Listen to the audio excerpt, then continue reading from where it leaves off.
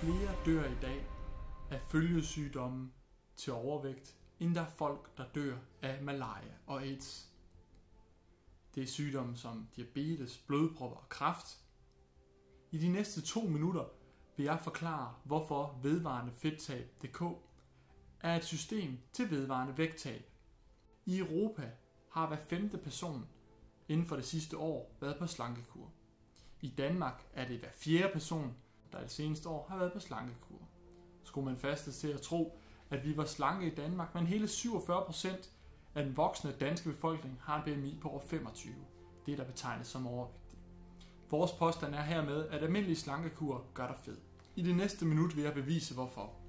Vi har alle sammen det vi kalder vores kropsmotor, bestående af hele vores muskelmasse, der forbrænder fedt hele tiden 24/7, også kaldet vores hvileforbrænding. Lad os forestille os, du tabte 10 kilo, men de 5 af dem var muskelmasse. Så har du fået en mindre kropsmotor og vil derfor have en mindre hvileforbrænding. Falder du så tilbage til dine normale spisevaner efter en slankekur, vil du opleve, at du tager på i vægt igen.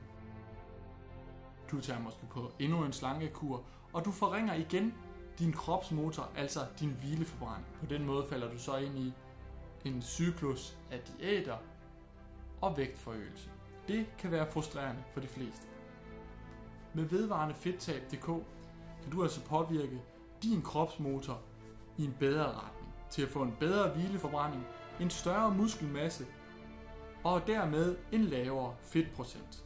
Hvis du vil have en dybere forklaring om vores produkt, så udfyld din e-mail og navn, og du vil blive sendt videre til en videopræsentation af forløbet.